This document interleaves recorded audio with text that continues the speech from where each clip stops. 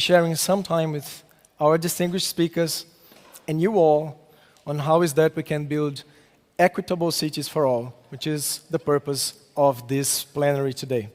My name is Thiago Hérick. I am the responsible officer for age-friendly environments at WHO headquarters. And in order to kickstart this conversation, I just put together a couple slides for us to run us through the terms, the key elements that we have in the title of this plenary today.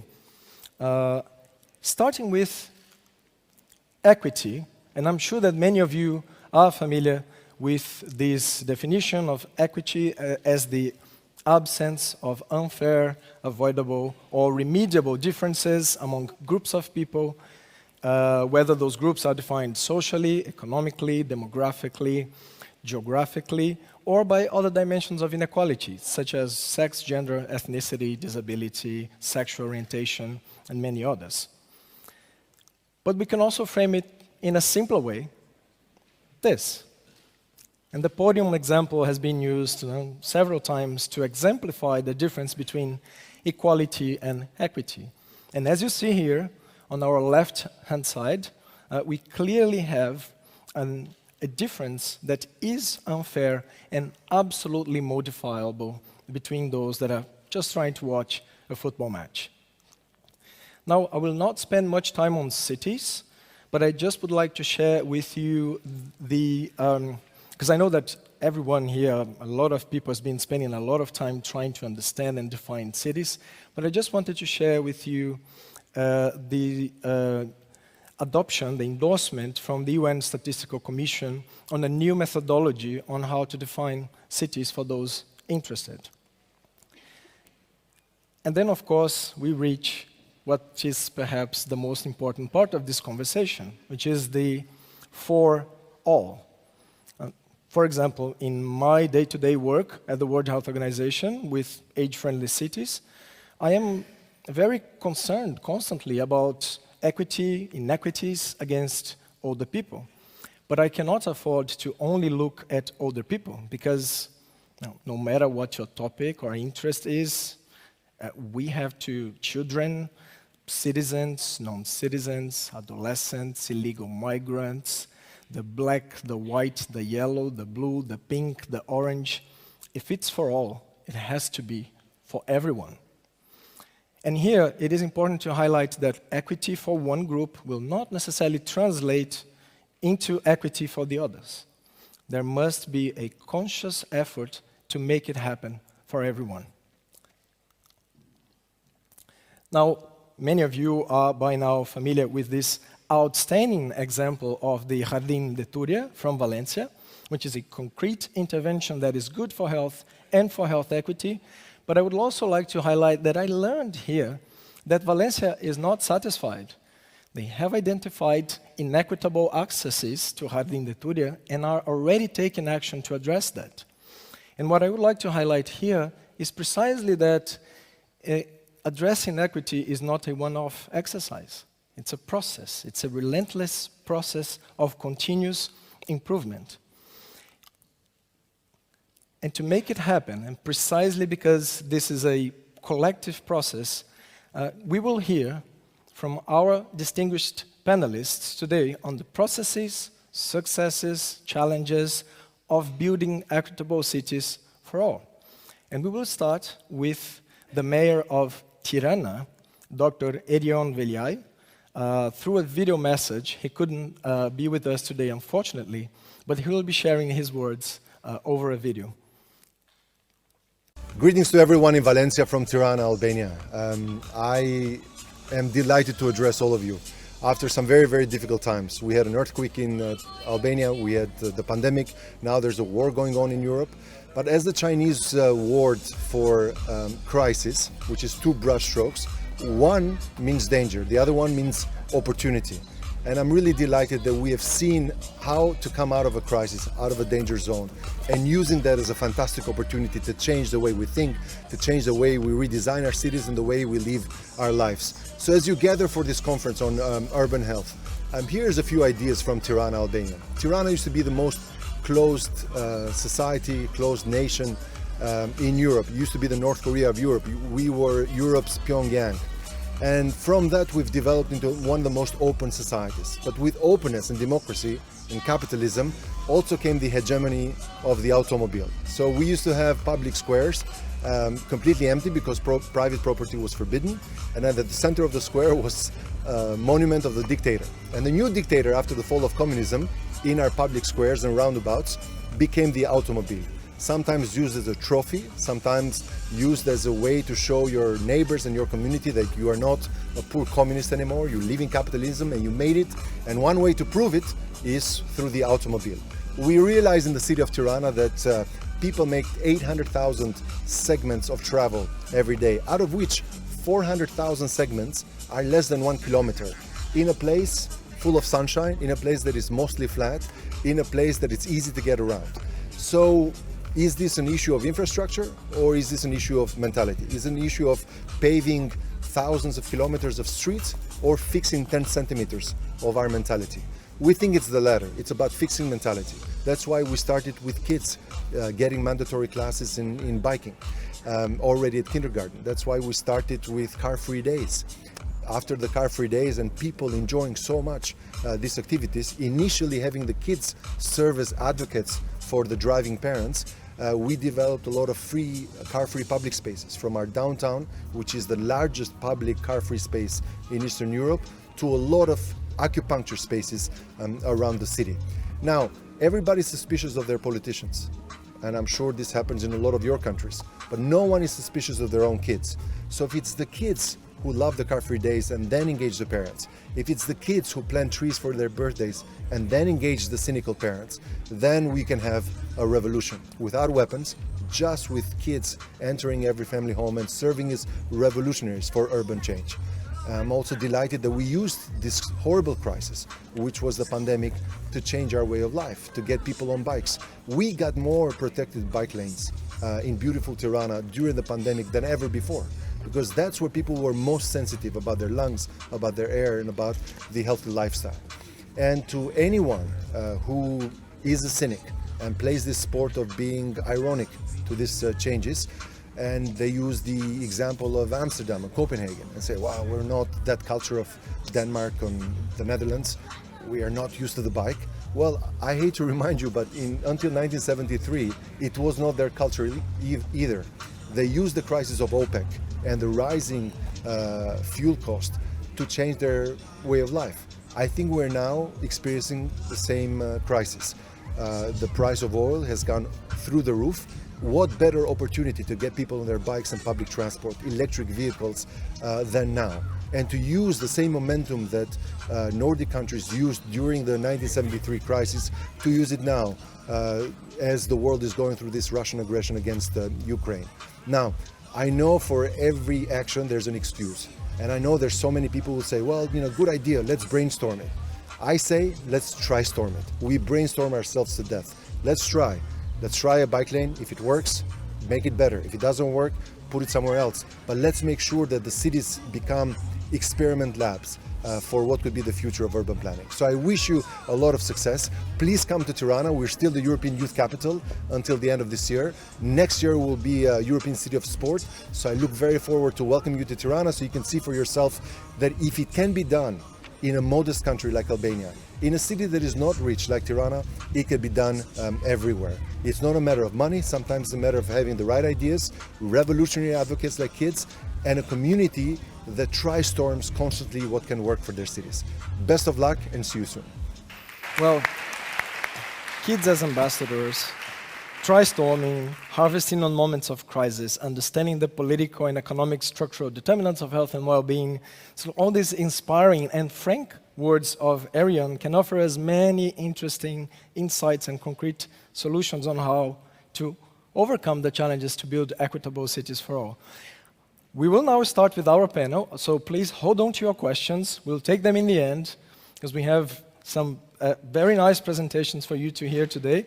It's starting with Madame, and this is the moment where we start torturing people's names. Starting with Madame Sharon Roerty. She is the Senior Program Officer from the Robert Wood Johnson Foundation, and she'll tell us a bit more on the work that they are doing to build equitable cities for all. Sharon.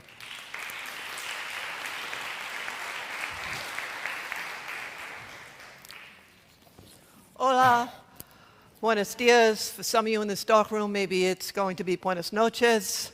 Or if you're from New Jersey like me, it's, hey, I'm talking here. So my presentation has 3 parts, and I have to do it in 7 minutes, or Thiago is going to take me off the stage. I'm going to tell you a little bit about the Robert Wood Johnson Foundation. I'm going to tell you a little bit about the Global Ideas for U.S. Solutions team that I'm part of at the foundation. And I'm going to tell you about a little bit, I'm going to give you some examples of the work that we're developing under the Sustainable, Equitable Urban Development work. So hold on and try not to make it buenas noches, okay? All right, so the Robert Wood Johnson Foundation is the largest health philanthropy in the U.S. We've been around for a little more than 50 years. In our early years, we were known for our work in healthcare. Well, that's great, but that's not, we've learned that your health is more than healthcare. You have to come outside the hospital, as some people have explained. We've really been working in the last 10 years or more on the social determinants of health, on health where you live, work, play, and do all those things. We are looking at how to make health as an opportunity for all, as Thiago said, how you thrive. And especially in the last few years, we've been talking about equity for a long time. That word has been bantered about this conference, and certainly where I work at the foundation. But we know to get to equity, you have to be intentional. You have to really make equity a driver in your work, in what you do, in the information you collect. You have to put it at the front of the project, not at the end of the project. So we've really been leaning in on that.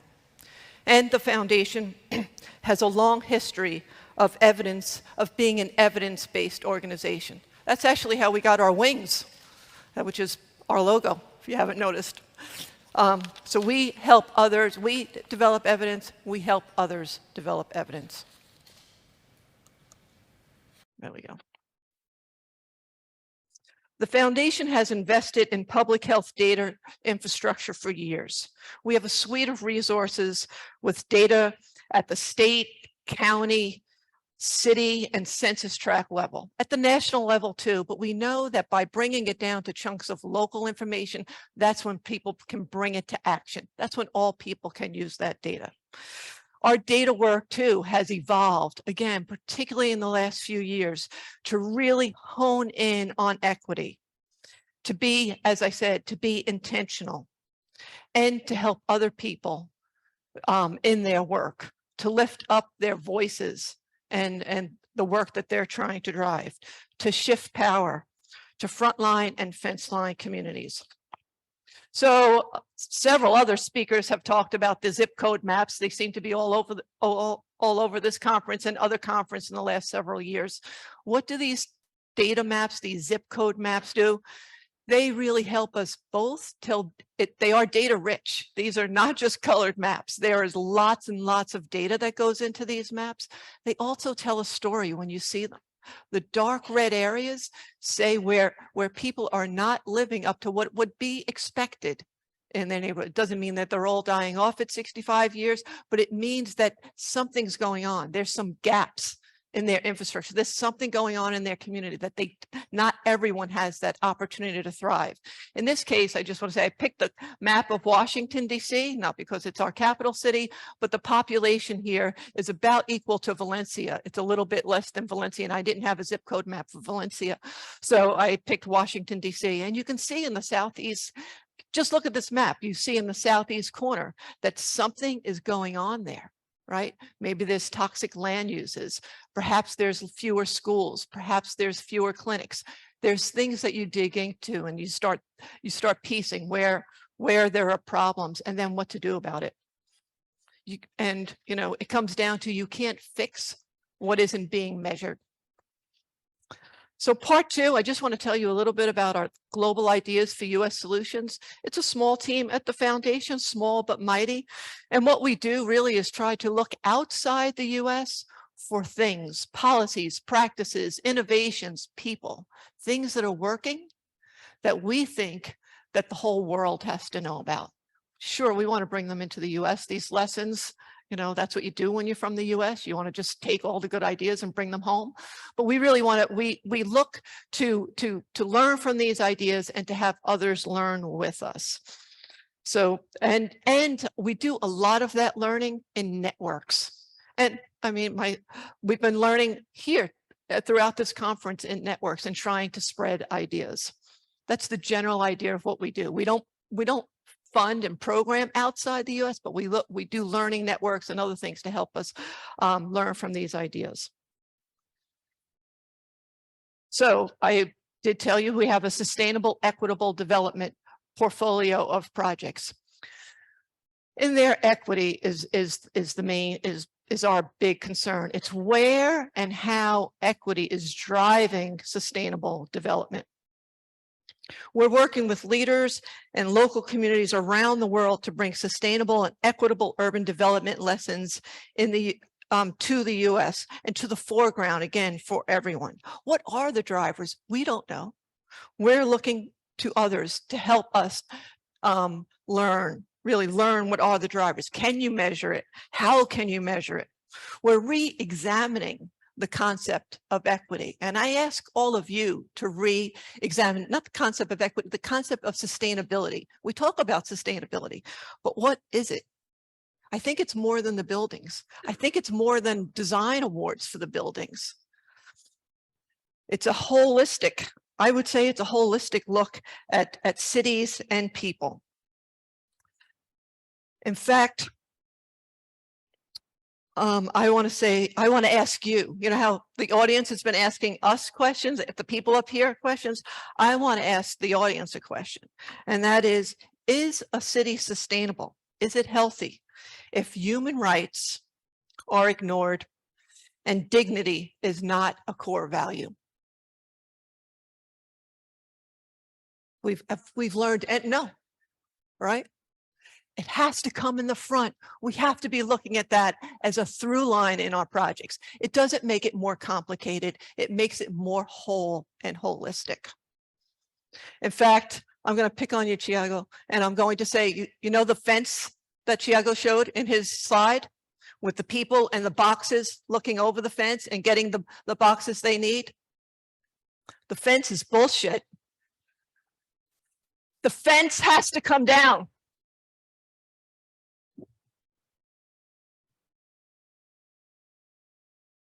So you've all probably seen this. It's the Sustainable Development Goals from the UN. Get a lot of inspiration from this work, inspiration from cities that are working all over the US. Cities are a locus of change. It doesn't mean communities in rural areas and other places that we can't learn from them and with them and inspire them.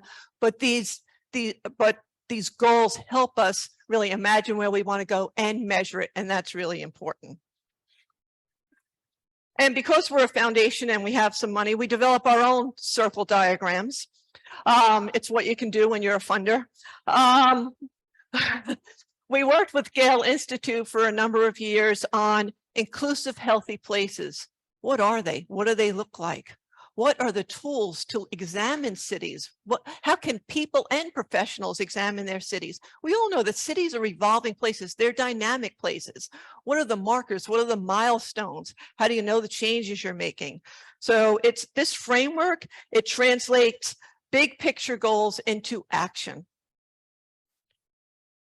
And a little bit more on the framework, but there's 132 metrics here, and I'm not saying that these are the precise metrics to use, but what I want to convey is there are metrics that, you know, there's desktop data, there's data that you get from doing interviews, there's survey instruments, there's all sorts of ways of pulling out the information to see where your community is, to know what the people in the community, what your neighbors, what the coalitions want to do, what their values are, to make those markers and to see how you progress over time, to check yourself.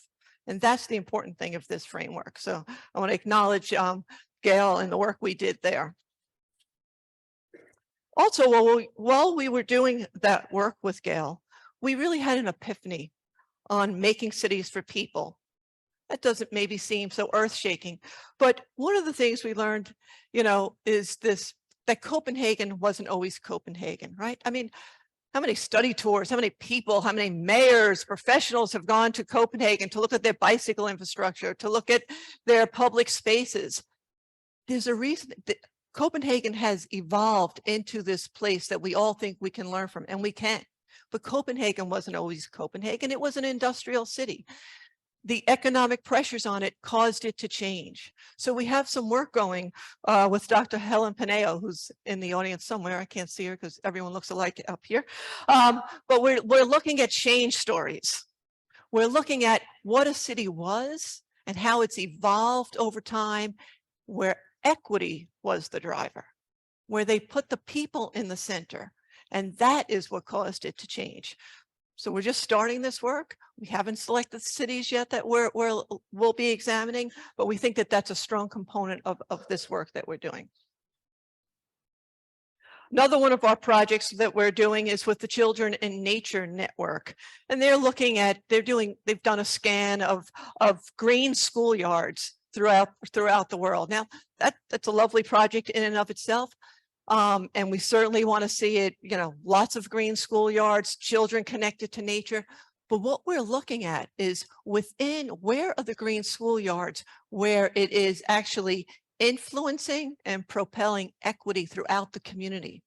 Where is it having a domino effect, and how? How do we bring that to scale? Another project we have is with the Wanga, it was in New Zealand and working with the Maori people. And we looked at the Wanganui River, and where the river has been recognized as having rights. Why is that important? Again, the concepts of guardianship can teach us something about equity. The idea of a river, of looking at a river as a whole body, not privatizing it, not being extractive, not polluting it, that gives us a sense of equity. And I know I'm just about out of time, so I have to race through. We have another really interesting study going on with KDI and looking at gender and mobility challenges within public transportation. So if you're a planning geek like myself and you talk about things like the 15-minute city and how to make places better and all those things, and you're interested and concerned about climate change, and you want to make sure that everyone gets out of their cars and into public transit, great, I'm right with you. But we're not going to get everyone in public transit if we don't understand why people are not using public transit, particularly women, children, caregivers, people with different mobility needs. So what the threats are to them during the day, after hours, and what their needs are, what the pricing systems are. So we're doing with them some case studies, and that work will soon be out. So look forward to that. It's a really interesting study. I'm going to skip that one, and I'm going to finish up with the work that we're doing with ISUH on accelerating city equity. So you've probably seen people wearing these pins right around. Ask them what their bright spot is. Ask them to tell you about how they're looking at equity in their city, in their country. These pins represent the continents and cities and countries that we're working with. Sourcing examples of equity as a driver in sustainable development. If the last 3 years hasn't taught us anything, I think it has taught us that sustainability without equity is not sustainable. Thank you very much.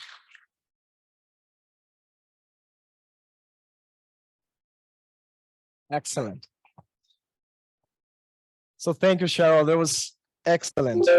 Equity has to be intentional, has to come up front, and we have to remove the fences. Shall we remove the fences? Thank you. So let's hear now people that are working to remove the fences. So from the world stage to Asia, I'm going to invite here Somsook Boonyabancha, the chairperson of the Asian Coalition for Housing Rights. And she will be not presenting today, but instead she will be introducing another urban leader working to remove the fences in Bangladesh. And because we wanted her to do so, I pass the floor to Somsook to introduce our colleague.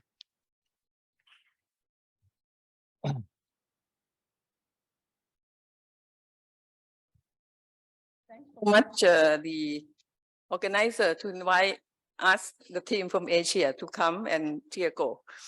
I will just make a very short introduction, 2 minutes, and we gave the 5-minute luxury 5 minutes to a friend of mine, which will share with you the concrete, the grounded experience, how we make equitable work at the city scale, start from small and make it a bigger change by the people and with the city. No, we together, working together under the Asian Coalition for Housing Rights, which is a platform of active group, professional, community organization, whatever in Asia, and trying to find a way how we learn, how we share, how we help each other. Every time we have any good project, we try to look at it and how to strategize in such a way that the project lead to proactive and strategic change at scale, in which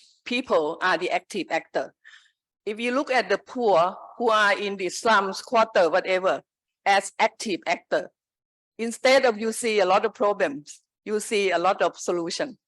So people are solution. If you look at people as solution and how to activate the solution in a big way, in an organized way, and in such a way that it leads to a structural change. So this is what we try to work together and reach the scale of a city. And it's so important that whatever action must lead to the scale of change and structural change with the people, with the city, and a new kind of politics emerge from that.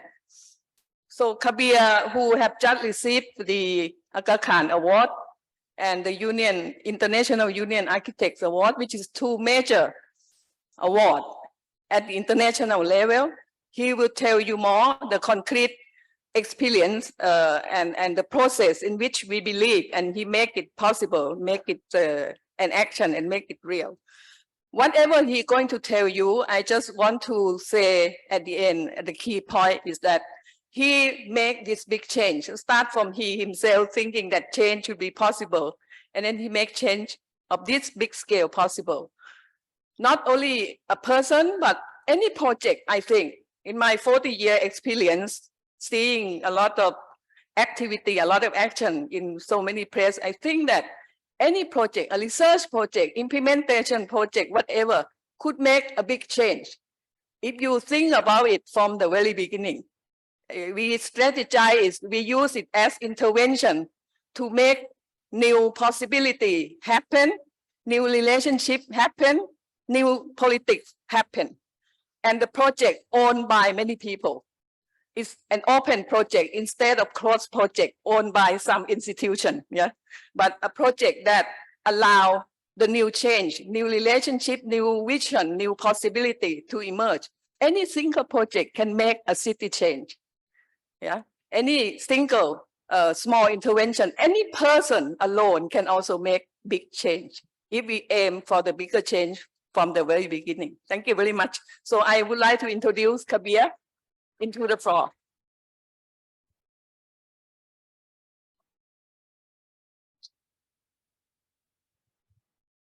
Thank you.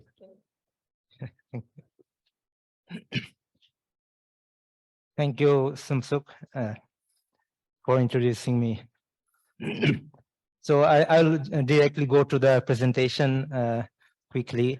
As mentioned, we are part of a big network, and within the network of Asian Coalition for Housing Rights, and within that network, there is a community architects network in 19 countries of Asia. So today, I'm going to share very quickly my experience of a city in the southwestern part of Bangladesh, where I live with my colleagues and my family is also there. So this is a small city, and in the right hand side, you can see low-income communities. These are all documented by the low-income communities. And we started with housing with the low-income communities to make change with a very humble start. we organize them to get together, save together, map together. Here only you can see only one person, she can read or write. She's the daughter of another lady, you see. Others, they don't know how to read or write, but they can map. You know, it's possible to learn it. Then they plan together.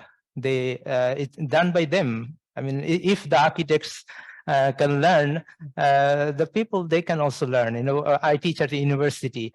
So if I can teach my students, if they want, they can also learn. So the way we say that it's your problem, you have to solve it. The way we tell to our students in the design studio, it's your problem, you have to solve it by yourself. Then they learn it. It's not a big deal. And then when they want to design their houses, build their houses, we say, okay, build your house. Maybe they have very little amount of money. So, okay, then they actually tell us that they want to build incrementally. So all these, you know, words from books are taught from them also. And we see that to do this, not only just a funding from outside, we need flexible fund and a finance system. And that system is kind of very organic system we try to achieve. This is the right-hand side, you can see. This type of model we try to achieve, not from the central and flexible model. And then we can build it together. Actually, they build it by themselves. That's why within this 1,500 USD, they could build this 2-storied house. It's not possible for us, the contractor or architects, to build it within this budget. It's only possible when it is community-led, because they add a lot of things with it. Then in the city, in the municipality, we got this confidence that if the community people can make their communities better, why can't the city people make their city better with the help of relevant people? And if we, the professionals, need, we really need to be present with the people, with the people's process, then maybe it's possible. Then we started to sit with different groups, like you mentioned, that with all means all different groups in segregated data. We try to, how do you want your street to be? How do you want your open space to be? So we sat with the children, they gave ideas, like, you know, they're talking like young girl. Then with teenage girls, boys, same question with active discussion in different groups. Then we made a citywide people's network with the municipality, in the municipal and different groups from. Sorry. And then you know, when the people are ready, they say, oh, we need more architects. Maybe we can invite our friends from other countries. So we invited friends, community architects, network friends from 6 other countries. The mayor, the city authority, they hosted these people in a 7 days workshop, not inside, you know, outside, action workshop. Then the people presented in the end to the city authorities. Then the city authorities say, oh, the people, they know how to design it. They presented their people, they designed. So the city authority also got confidence on the people. Then the low-income communities, they started to make the outside, not only the housing, but the other spaces. So we say, okay, build again, design your riverside spaces. Then the design, then we got the idea from them. Then it's very easy for architects to visualize this. Then the municipality and the community, they build it very quickly. We don't know from where the municipality got money and the community got money. It's just they did it. Then we visualized this. I mean, with the request from the municipality, the mayor said, "Oh, can you draw this? You know what?" Then we drew it, and they found money and built this. A big way. And this was the aspiration of the people. So we say that when we have this common image, then people really try hard to achieve it. It's people pushed it to get it from the municipality. Then this is it like today. And yeah, this was a kind of a backyard, dump yard. So it became the front of the city now. And as mentioned by Somsook, that this whole process actually is a bright spot, and this got award, 2 awards recently. And we have a new mayor now, and new mayor, his manifesto was to extend this process because it's a people's aspiration. So now the new mayor is going to extend this in 4 kilometers along the river. So I will end by some of the words. What we learned from this, we see that we need to be present and change the city, engage with the city, organize invisible communities first through collective actions, co-create through citywide networks, not only one community, another, like not citywide network from the very beginning. And the things Somsook mentioned, that let people be the solution, let nature be the solution. I didn't mention about nature today, but we work with human community and also non-human community, and who are in the shadow, and co-create with people and nature. And the diagram is in the right side of the. I'll end with this slide because I teach also in the university, and this is how I was taught, mostly like, design for people. But we know that design with people is a learnable skill.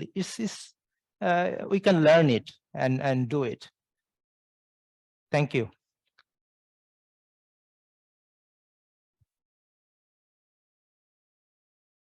Thank you, Kabir. So people are not problem, people are solution. And Kabir mentioned some key words, but there's one he didn't mention in the slide, but he mentioned several times in his intervention, which was together. Now, I stopped counting on the 5th time he mentioned together. So let's do it together, right? It is possible. Well, we move now from Bangladesh back to the world stage, because I would like to hear from Billie Giles-Corti, Distinguished Professor and Vice Chancellor, Professorial Fellow of the RMIT University. Billie will tell us a bit more on the power of data and monitoring for informing and inducing change. And I also know that she has a challenge for us. Billie. Thank you.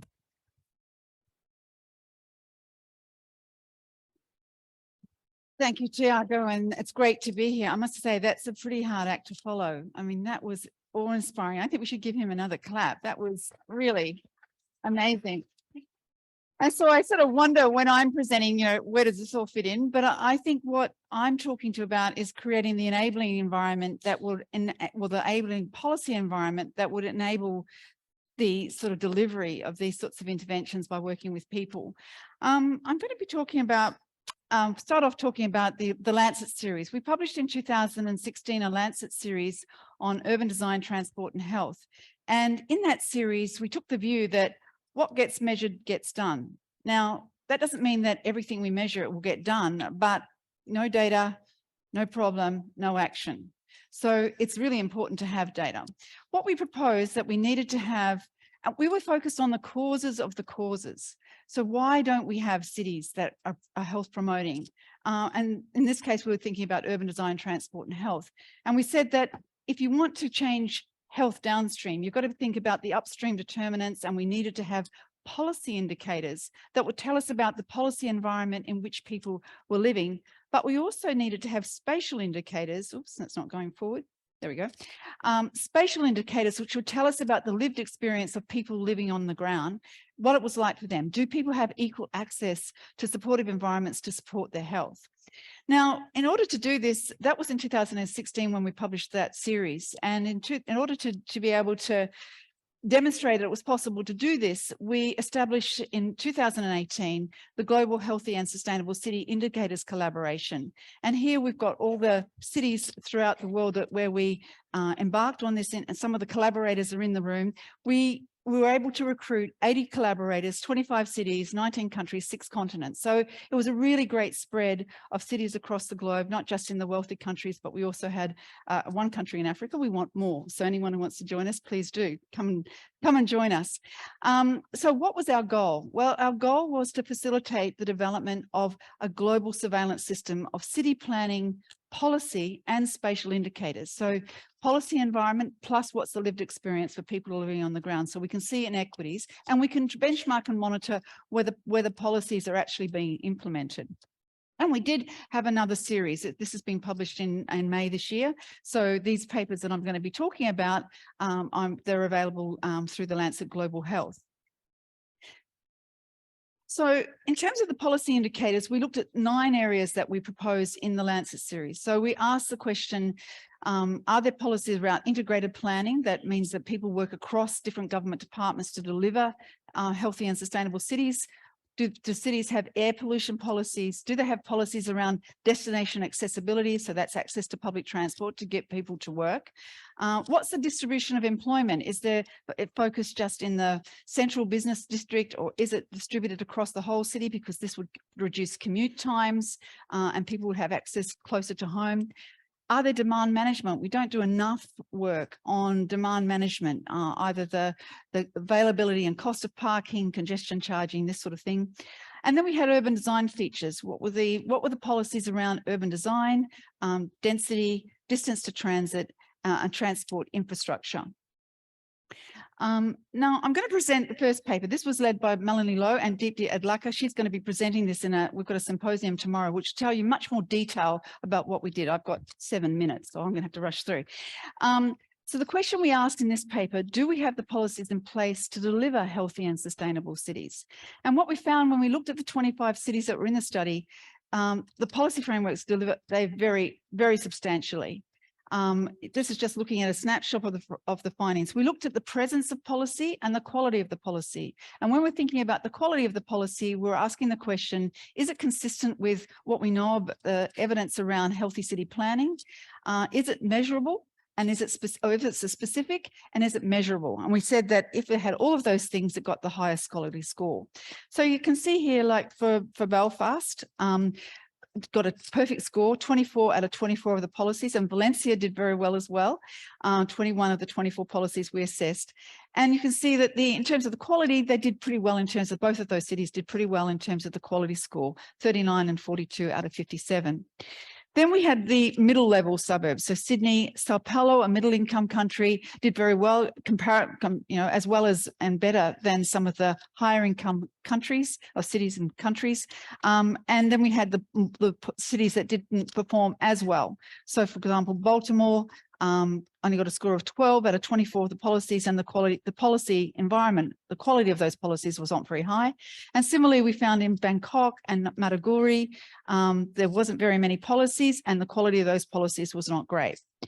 So we also found, and we looked at policy gaps. We found, for example, and Deepti will go into much more detail about this tomorrow, 16% of policies that we reviewed had policies around health impact assessment. Only 16% required it.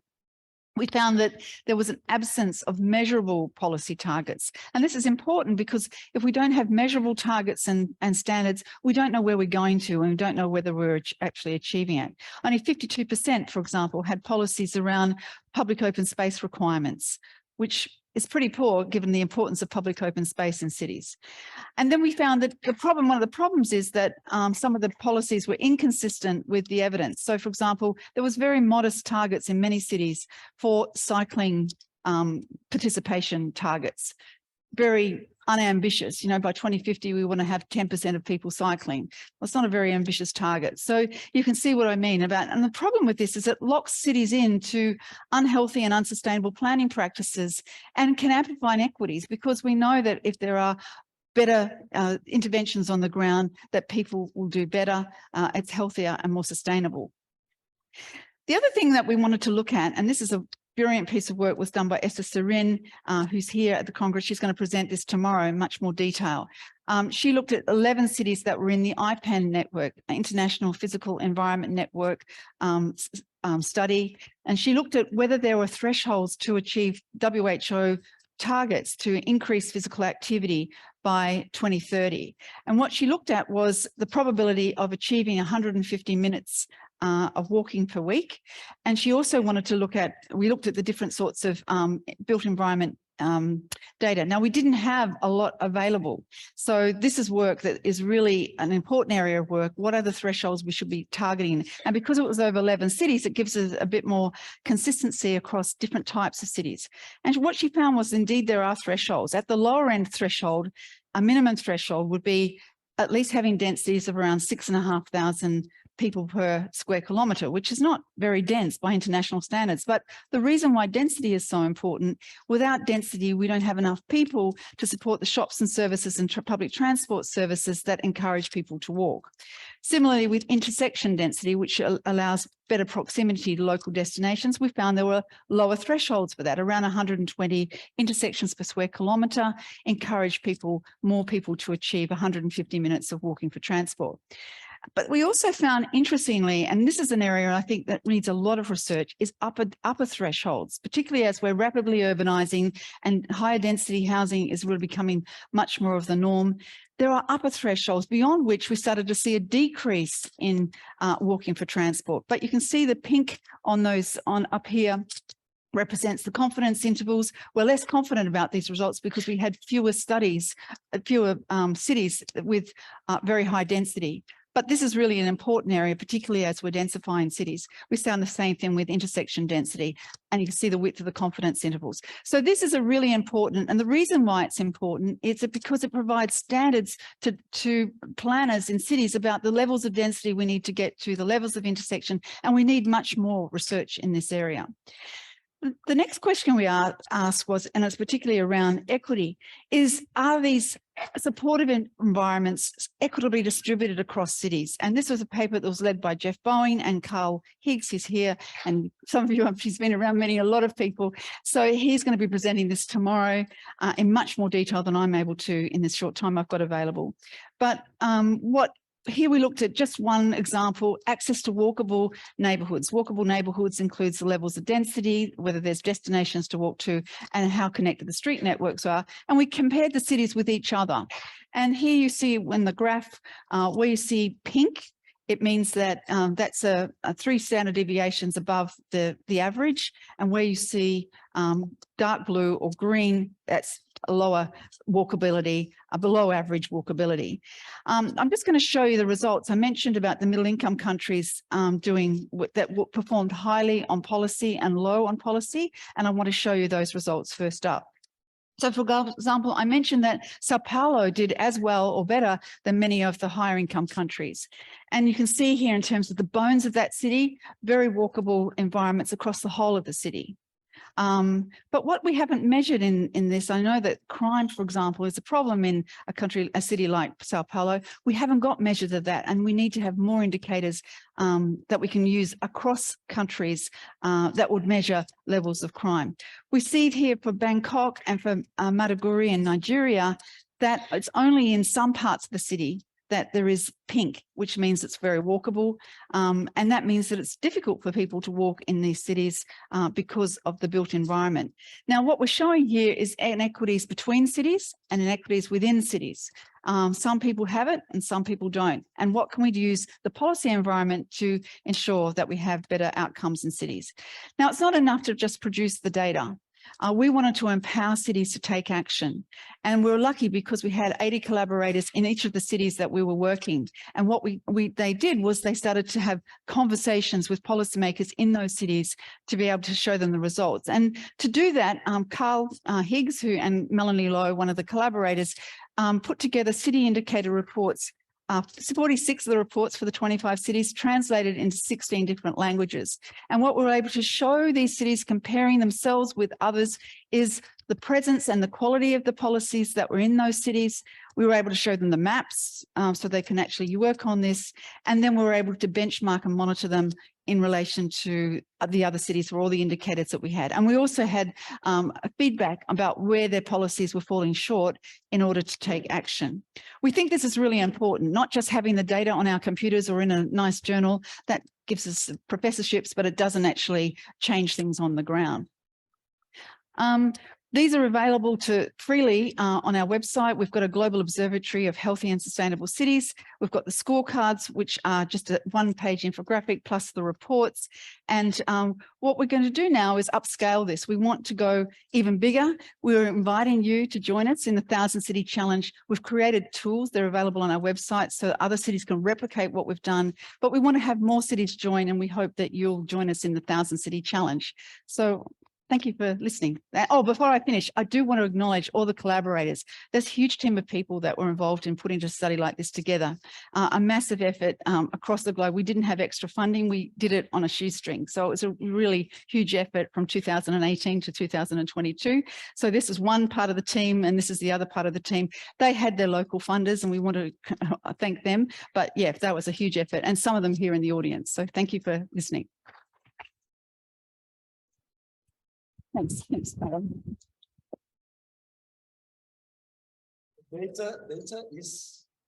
Data is power for action. And you see the huge effort of Billie and so many in this room to actually bridge the gap on data inequality. No? If we don't have data, things still get done, but certainly in a much poorer way. So I have now, next on our plenary today, Paul Supawanich, who is the Director of Programs for the Global Designing Cities Initiative. And I know that Paul is going to take us to the streets of a country that is dear to my heart as well. Paul, please.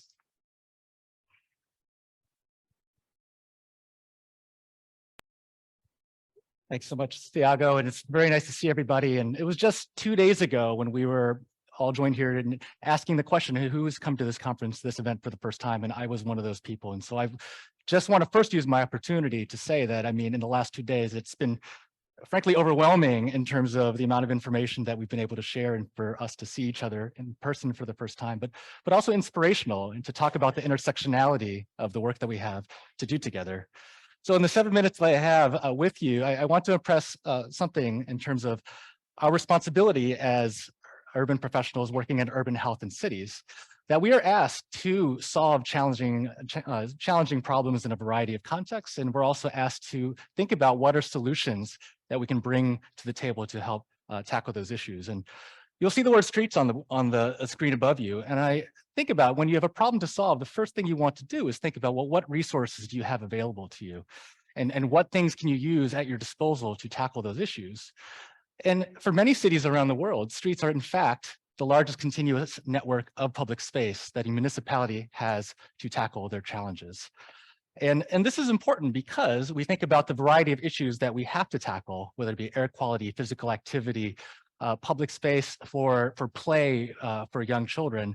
This is something that is not only prevalent in cities, but something that is accessible to almost every resident, not in a way that public space otherwise is. Yet it's interesting to know that in many places, and I think it's interesting that I've already started to tally how some equivalent of this slide has been shown numerous times on this big screen.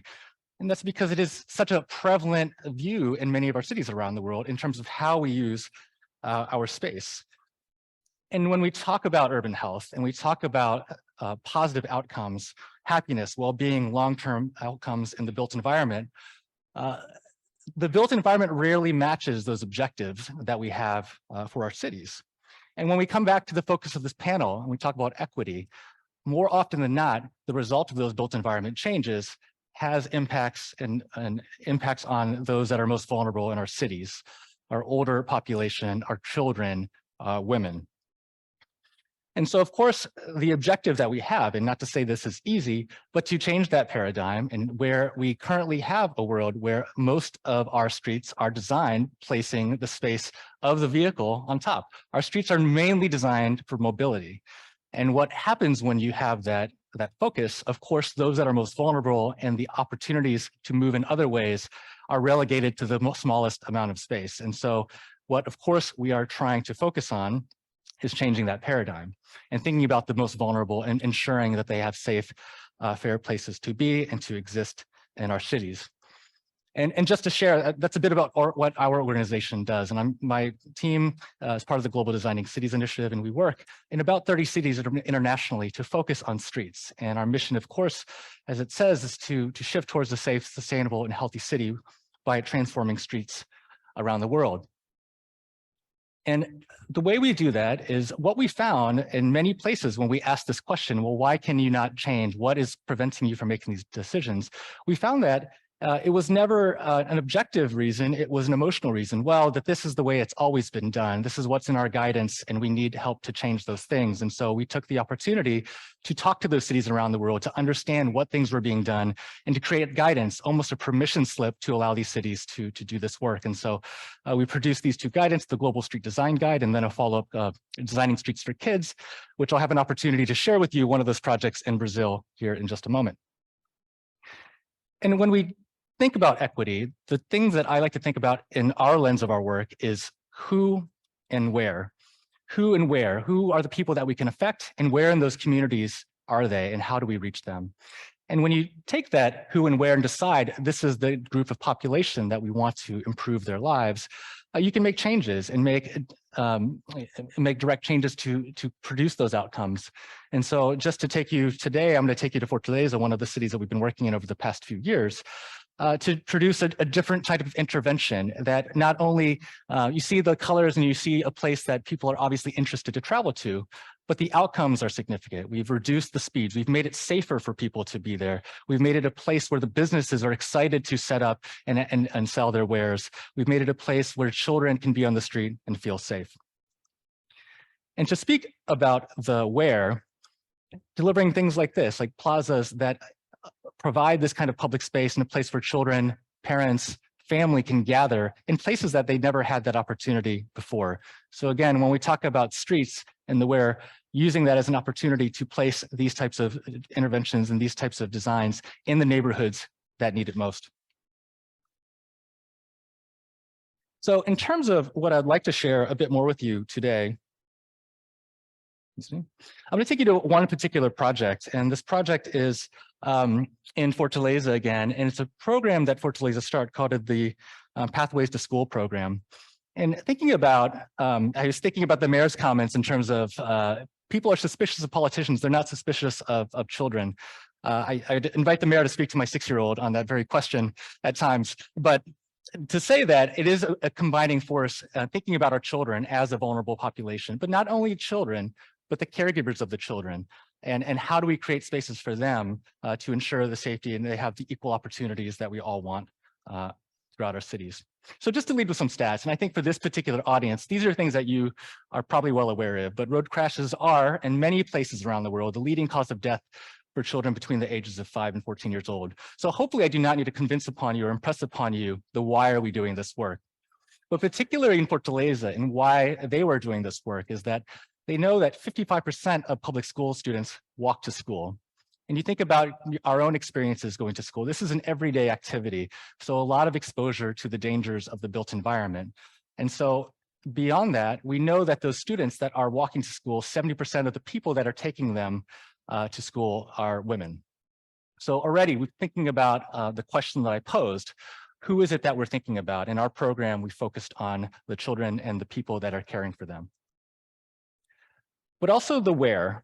And I think this program and talking about the data, as my colleague just mentioned, thinking about where do we want to have this program exist? And in the School Pathways program, we knew through data where the risk was. And so the red here that you're seeing are the hotspots around the city, predominantly on the periphery of the city, predominantly, as one can imagine, where the least amount of investment had been previously. And so I'm just going to take you to a particular, one of those particular sites that we had the opportunity to work on. This is the Planato Ayotun project in Fortaleza. And when we think about these inputs, the where and the who, just to orient you with this site, you can see here on the left-hand side of the screen, a green wall that is actually the entrance to a school. At this particular moment, it wasn't a school bell time, but as you can imagine, if this was a school bell time, this area was full of students going to and from school. But you look at the space itself, this is not necessarily a place where you would want to hang out, not a place where you'd feel safe walking in the street or there'd be traffic moving through it. You can see in the little yellow sign there, that's actually a pedestrian crossing sign, which has been graffitied over.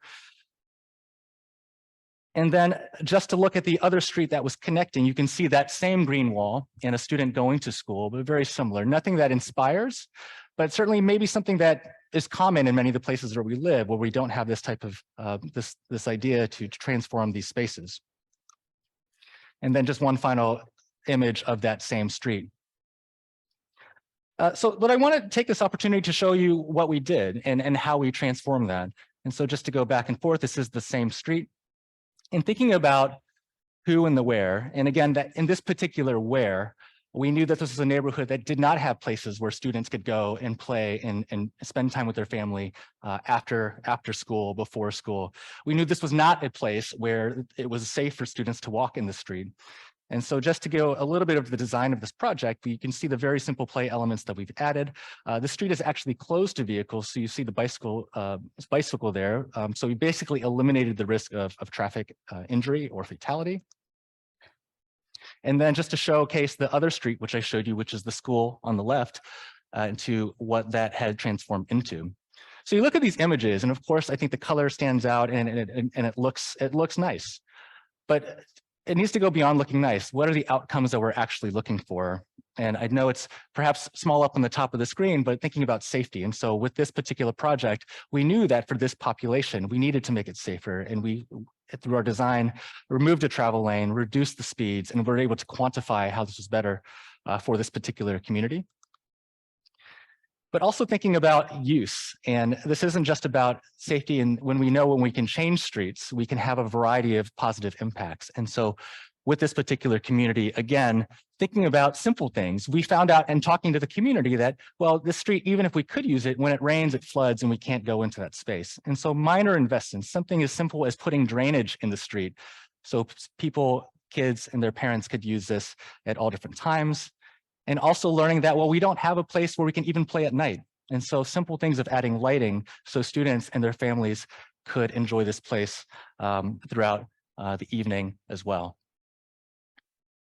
And of course, we talked to the students, we talked to the parents afterwards, and you can imagine just as much the outputs were what we had hoped with this particular project. And 90% plus found the street safer for walking, 90% plus found this particular change easier to connect with their family members, easier to connect socially with their neighbors. And we all know that the last 2 years have been particularly difficult in terms of this, and that's been a key lacking element, this social connectivity to be able to have with our peers and our neighbors. And then finally, 90% of the children, of course, and this is the thing that with all of these types of projects, found it easier to play. Something I love to talk about this project is that the paint was barely dry, and literally children show up and start using the space. And I know that there's such a necessary demand for this work. So just to close, what to say that, so when we think about equity, I think the definition of that, of course, is so different in every city that we go to, but would encourage and invite the group and the audience here today to consider streets as an invaluable tool in all of our cities, giving an opportunity to improve the lives of people at all ages, all abilities, all walks of life, and all areas of our city. So thank you very much.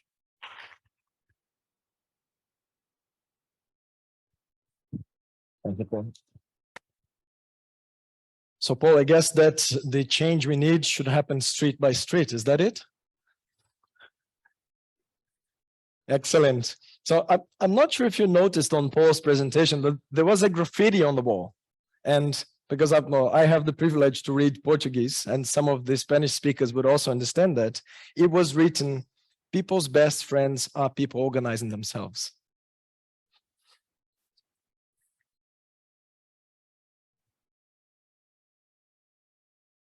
So last but not least, we opened with a city leader. We're going to close the series of interventions with another city leader. I have the pleasure to invite to speak Dr. Matilda Bernadette King. She is the medical superintendent at the Freetown City Hospital in Sierra Leone. And Matilda is been working on the front line of healthcare to build a more equitable Freetown for all. Matilda is also going to talk a bit more about the challenges that the African cities are facing to become more equitable.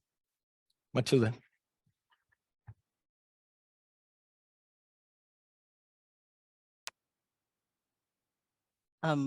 Good afternoon, everybody. I'm here representing the mayor of Freetown, who is now back home campaigning for the next election that will be next year. She asked me to be here so that I can link up with her, any organization that will want to partner with her to help her to transform Freetown. Transform Freetown is one of the goals of the mayor of Freetown. She would like to partner with anyone that will want to partner with the mayor of Freetown.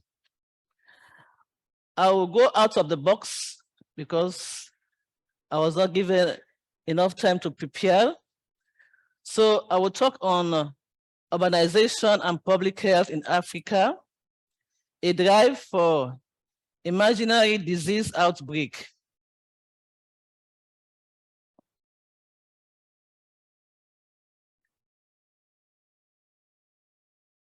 African urbanization outlook. Africa is currently the least urbanized region of the world, but it represents the fastest urbanizing continent.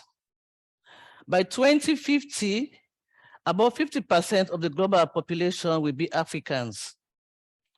And by 2050, 35% of the global children will be living in Africa. And 60% of Africans are expected to live in urban areas. If I can come down to my own country, I would say 50% of the global population will be in Freetown. And 35% of the global children will be living in Freetown. And 60% of those living in Freetown will be expected to live in the urban areas.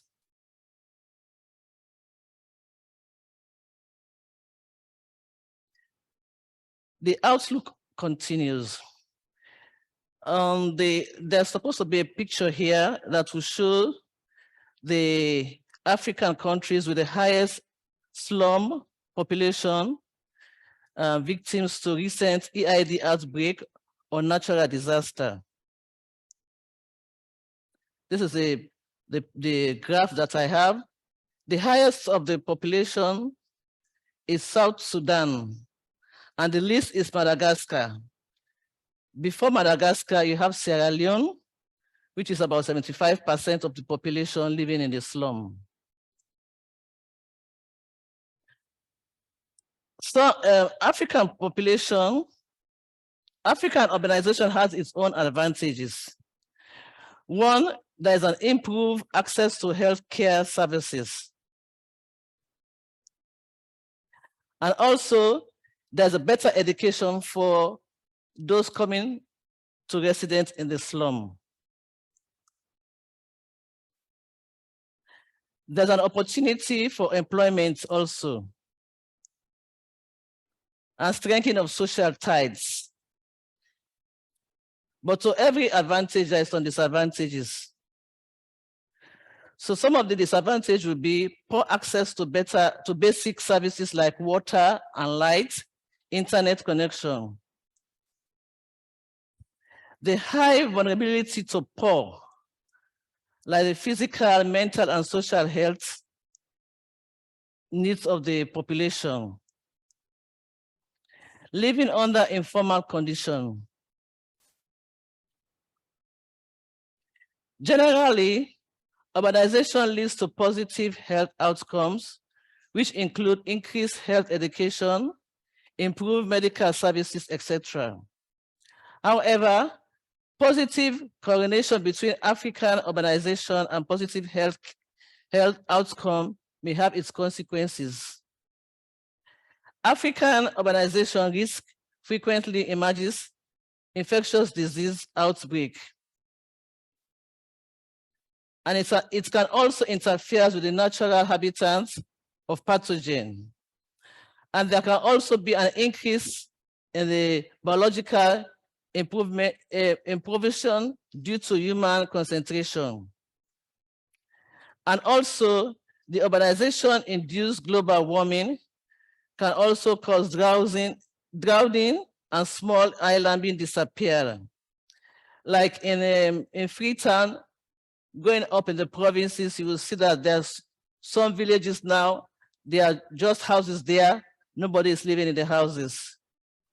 Rapid and immense human mobility trafficking of diseases like the Ebola, which came to Freetown from Guinea, just with one, the victim came through Freetown, through the rivers to one of the slums in Freetown.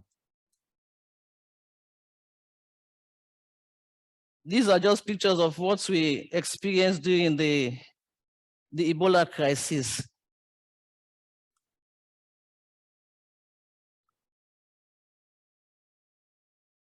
And also, in 2011, West Africa is on the record as the first time Ebola outbreak. Okay, the fear of disease X outbreak.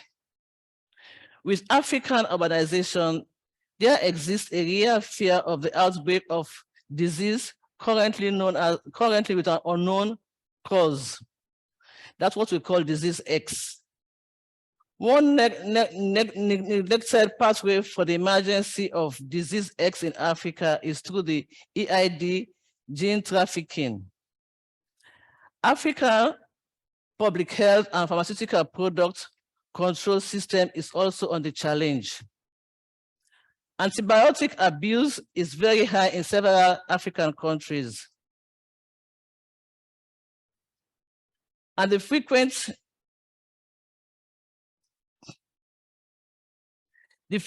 misuse of antibiotic can also cause a new string of new drug resistance form of a pathogen. There's also an increased urbanization in Africa that can hasten the spread of this new drug resistant variants. The new drug resistant variants can then be exported out of Africa.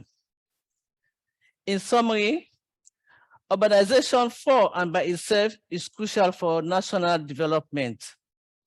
However, in Africa, urbanization is accompanied by mixed blessing. Whilst it can lead to increased access to basic life necessity, it has the tendency to produce grave public health crises. Over the past decades, Africa has witnessed increased EID outbreak and natural disasters like flooding. These public health related crises invariably are products of the massive urbanization in the continent of Africa. Thank you.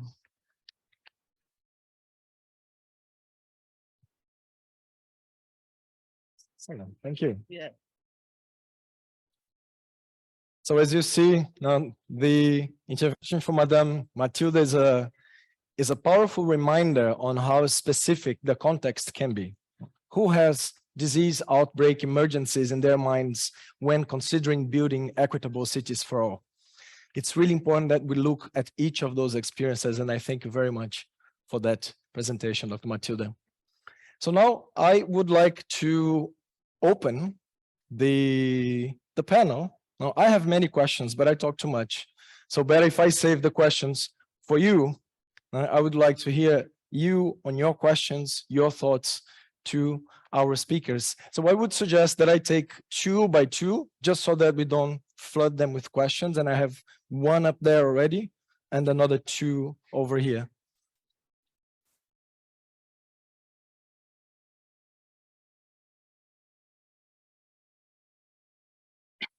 It's a lady on a green dress. It's coming. It's coming.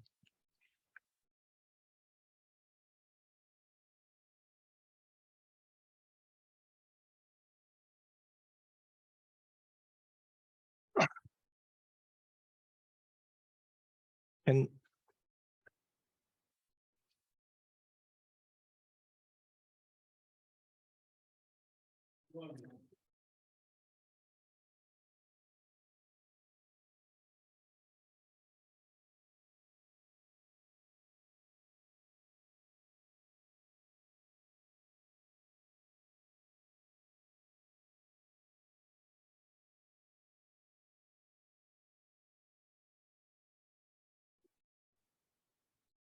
Thank you.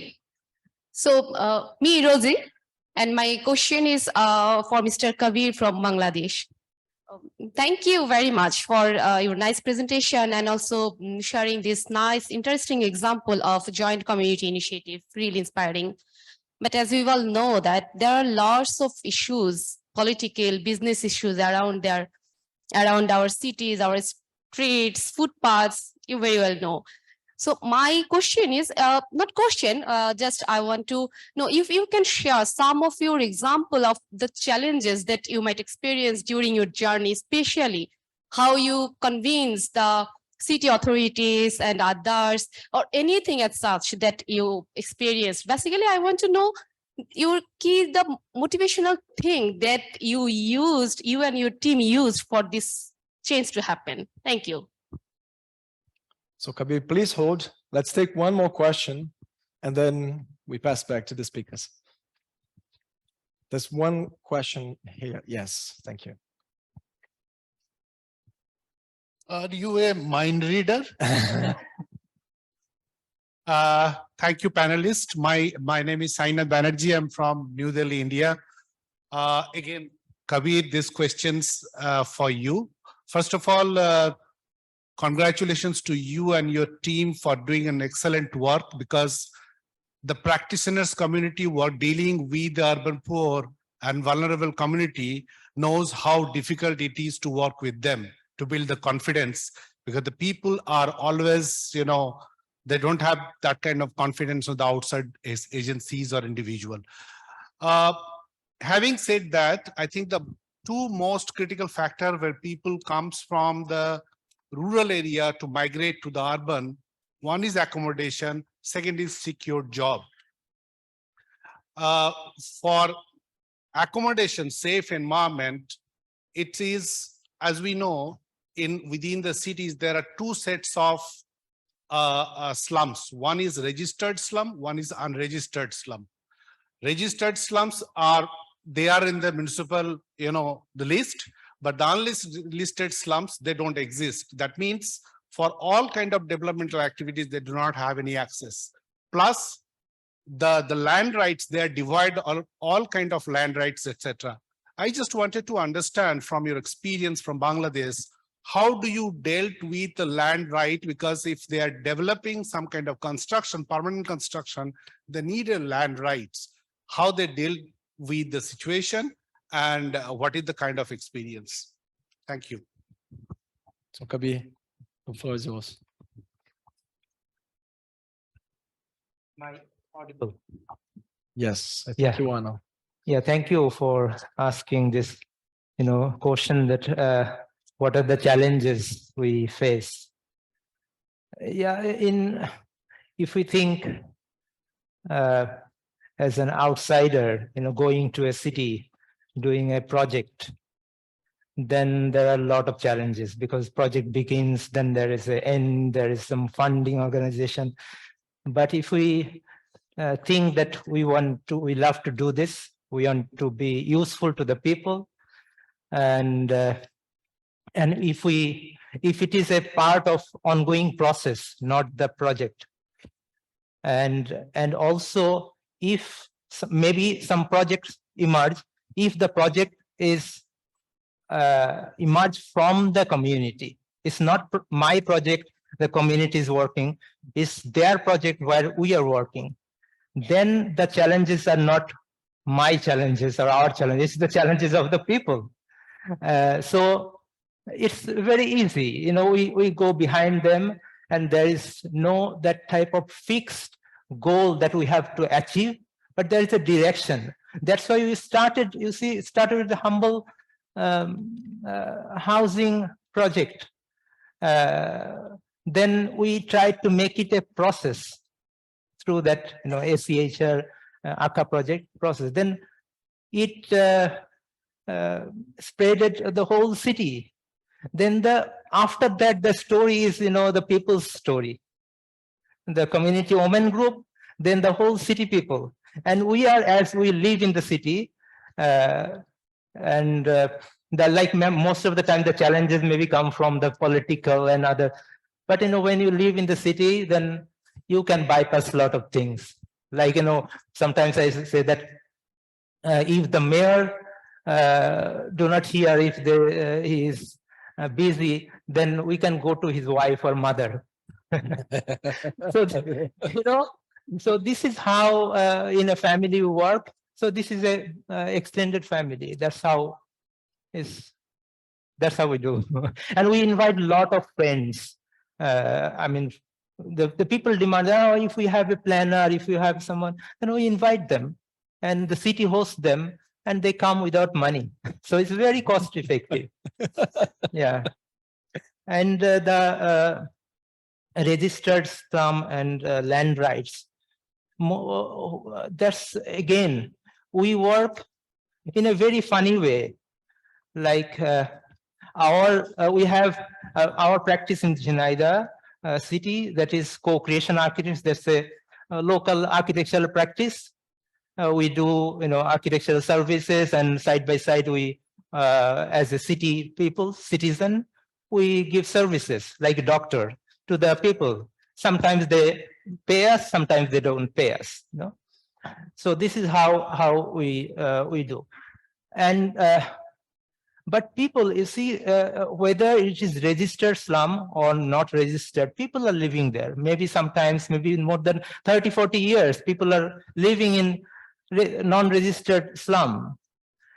And when we work through some registered organization, then it's very difficult to work with, unregistered slum.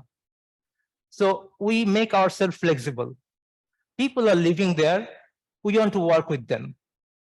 So wherever we find some opportunities, people are building their houses. So we want them to build their houses in a better way. So we work with them, whether it is legal or illegal, we don't mind. But when we take maybe money from some organization, they say, oh, you cannot work in illegal slums. Maybe at that time we don't work with them. So that's how we create this process to give confidence to the big organizations that it can be done in this way, and they can change themselves, their policy, to work with the illegal. Legal is made by us. Excellent, Kabir. Yeah. And maybe Somsook, do you want to add? So, Yes. it's okay. Good. Yeah. Thank you, Kabir. That's very inspiring, as you can see from the claps. Do we have other questions? Yes, we have one question from Noemia down here. Please, down. Yes. Please keep your hand up just so that the colleagues can see you. And we have one other question up there. Thank you. So thank you very much for your presentations. Really interesting. My name is Noemia, and I'm from the University of York in the UK. So I think the changes in the infrastructure, they are really important, but how to deal with the social problems that we find in these, deprived areas like violence, police invasions and other structural problems, poverty. So how can you deal with these problems? And because I don't think that change in the infrastructure, they are enough. So what can you do to deal with these other problems circulate around these deprived areas? Let's take one more up there, please.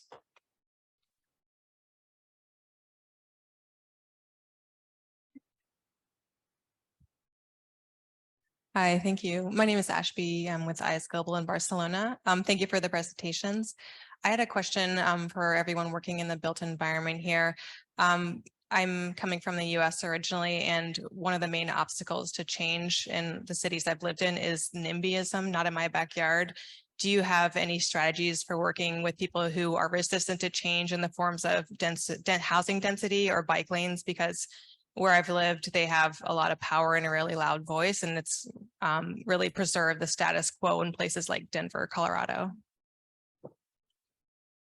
Excellent. So colleagues, who would like to take one or the two of those questions? I'm happy to start. Please, So Paul. thanks for your question. And I think maybe I'll start with the second one first, and to say that we work in a variety of different countries. And I think one universal thing that we find is that nobody seems to like to change. I think there are people that probably didn't desire change, but I think trying to find group change versus individual change, of course, are two different things. We know that some change is, of course, necessary, but asking individuals, particularly in the transportation and mobility space, asking people to do things differently is complicated. But at the same time, I think two things that I think that we of course, tried to do. I think one is listening to the community and understanding who are those ones that I think, as some of my colleagues here on the stage said, who are those ones that have a budding interest, that want to see things differently, and that we just need to empower and give them the tools to articulate the things that they want, and give them an opportunity to speak up and be equals to perhaps the general trend of who might be interested in keeping things as the status quo. And I think that these, in many of the places where we work, we find emerging community leaders when we show them what is possible in other places, and they realize that's, oh, that's what I want, or I want something like that. And that's work. I know sometimes we show the pictures, and I think this gets to the second question. Absolutely, infrastructure does not solve the core issues of the places where we live and where we work. And that's why before, of course, moving into even thinking about what design, we have to understand from the community, what are the things that we are trying to solve for, and how are we listening to them to kind of achieve whatever outcomes at the end of the day that they want. So maybe just to tie those two together, I think one, empowering the community. Again, these are the interventions that we put in. We could not do them, we would not do them if it's not things that we know that they are interested in doing. But secondly, ensuring that we can empower them to be leaders in their own right, and to help push back, because there's always going to be people who are upset with the change, and it's our role to empower those who want something different and better. Excellent. Sharon, you wanted? Questions quickly on NIMBYism. Yes, it's the prevailing problem, particularly in the US, but I suspect throughout the world. And as Paul said, people they want change and are afraid of change. One organization we worked with a while ago, they're based in New York City, but they've done work all over the US and maybe even outside the US, IOB. And it's about yes in our backyard. What do people want? And if you can turn it to the yes and what you want, you can sometimes get to that change, but it is about, what do you want? And then how do you get there? And they may get to the same place as the thing that they're fighting. They may not, but maybe what you're focused on isn't always the right solution. What is it that they want to do? What's the problem statement, and go from there. That's one thing. Maybe a little oversimplified, but it is one thing. And as bridging to this too, the social problems and the infrastructure isn't always there. Who's in the community? Who can you work with? Sometimes it's the faith-based organizations that can bring people together to confront the social problems, to say, this is not what we want, particularly interfaith groups, bringing people together and really kind of working through those problems. What are the aspirations for the city? The mayor talked about politicians aren't trusted, but children are. Long ago, when I did a lot of workshops in communities, one thing I could always get people to agree on, it's universal. We all love our children. So let's start there. Let's focus on what we need to give our children a better city, a better town, a better life. You start there, you can build some consensus. And what are our aspirations, which go with our children, and for ourselves, for our elders, what are they? So all of these things, you have to build up. It does take time. It's building trust and working with the people that are most trusted in the community. Start there. Certainly. Billie, you I wanted just wanted to add a comment about you mentioned about density, and it's a really big issue in low density cities wanting save our suburbs sorts of strategies come out, and there's a lot of advocacy. But I do think it requires a lot of leadership. I mean, thinking back to my days when I worked in tobacco, people even wouldn't want to have smoking policies in public places, and you surveyed people, they say they don't want it. And after the policies went in, both smokers and non-smokers actually supported the changes. So, people, they just don't want change. And so as a result of that, if you don't have good leadership, it's really a problem if there's not brave people who will try things. I think looking to New York, one of the things that Mayor Bloomberg was doing was trialing things out. We're just going to try this, and we're going to just paint the ground and make changes. That's how they did Times Square.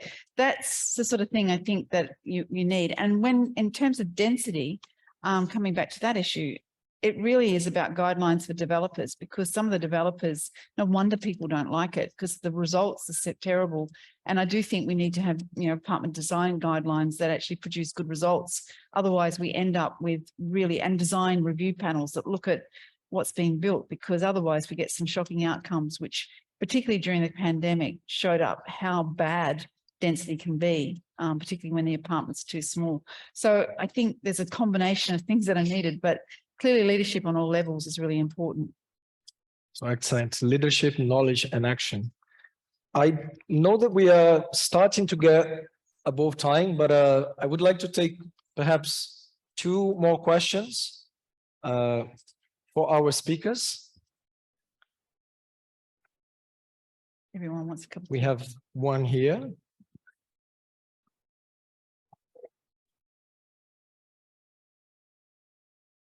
And if there are no other questions, we can just take this question before we wrap up. Thank you. My name is Miguel Angel Vasquez. I'm from the USA. And my question is related to policy. Going back to what we heard from the speaker from Albania, it was a governor or mayor of Tirana. He alluded to the word, a word that means crisis and opportunity. So within that context, I think each one of you could probably comment on the role of policy that plays into getting to equity. I actually tweeted what Sharon mentioned, something in the words of removing obstacles to get us to equity. I think sometimes policy is the obstacle, but when it comes to policies are the ones that exist and the ones that are to be written. So can you comment on the role of policy within health equity and to your own work? Thank you. I would like to tackle that a little bit. I mean, I think policy is only as good as its implementation. But if you don't have a policy, you don't know where you're going. And I think, should I do that now? Because you want to ask 2 questions? Sorry. No. Let's go with the last one. Okay. So, I mean, I do think that, policies are really important, but it's also the implementation of policy. What you see, and I show those maps, is that some of the cities which have got policies are not implementing it. And we're producing really poor outcomes. And there are incredible inequities in cities. So, I mean, policies that are designed to improve equity, to ensure that people have equal access to amenities are important, but the next step is, are they being delivered? And that's why the benchmarking and monitoring of policies is so critical, because we need to have investment of money to actually deliver the policies. And that's the other aspect to it. If we don't have investment to deliver the policies, then the policies are just a piece of paper. Yeah, I'll just say that, I mean, policy is a great thing because it can really institutionalize the change. It can keep it there throughout, changes in leadership in a community. But many times, communities are not ready to make a policy change. It takes work. So sometimes you have to do the action to prove that it is what people want. It will work, and give it some time. One thing we learned over COVID, I mean, policies that people like myself, Paul, others in this room that have been working for years to make streets for people that we thought couldn't happen. You know, suddenly we could happen. We could close streets. We, you know, because we had to do it. It was right. You know, it was the right time. We had to keep businesses alive. So, and now cities are looking at how to, in some cases, some places are looking at, all right, maybe this did work. And we can go ahead and codify the change. So sometimes you could do it on the front end. Other times it takes events or just change and gaining, again, trust to make that policy change. But you should never lose sight of trying to get it codified and institutionalized. That's excellent. Thanks, Sharon. So colleagues, before we wrap up, I would just like to invite us to sign a declaration here. And the declaration is, I just wrote it down now. Let's remove the fence for all, together with knowledge and data, street by street, in Freetown, Tirana, and every single city and community from around the world. Now, to sign this declaration is very simple. You only need to stand up. And if you cannot, you can raise your hand. So I am already signing this declaration. Are you, Sharon? Sure. Who else? Who else? Excellent. So please, a big round of applause to our speakers, to yourselves. Let's build equitable cities for all. Thank you.